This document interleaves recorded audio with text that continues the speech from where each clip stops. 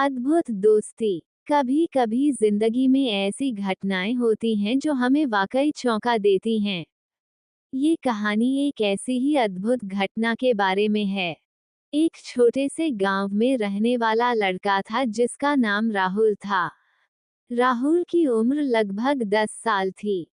वो बहुत ही अच्छा बच्चा था। सभी उसे प्यार से राहुल भैया कहते थे।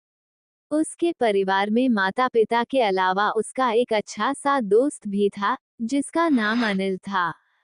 राहुल और अनिल की दोस्ती बचपन से ही थी और वे हमेशा एक दूसरे के साथ खेलते खिलाड़ी करते रहते थे।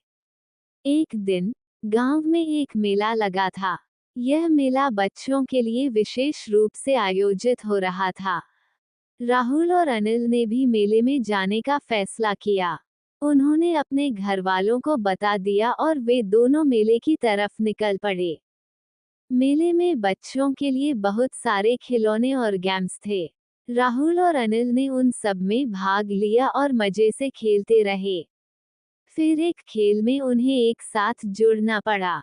वहां पर उन्हें एक नया बच्चा मिला, जिसका नाम कृष्ण था।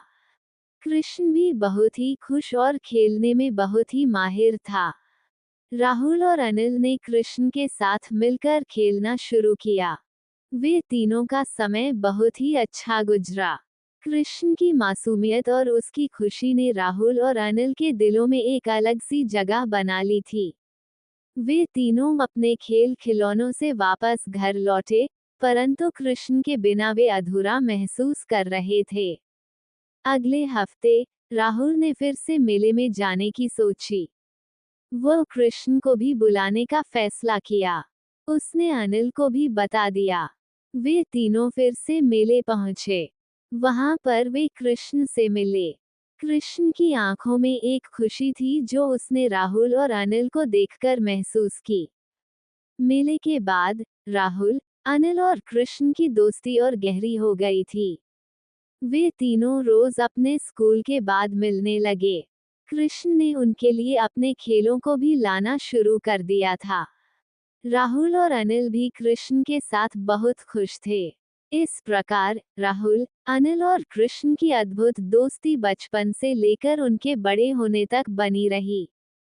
वे तीनों अपने जीवन में एक दूसरे के लिए एक सहारा बने और हमेशा एक दूसरे के साथ हंसते खेलते रहे।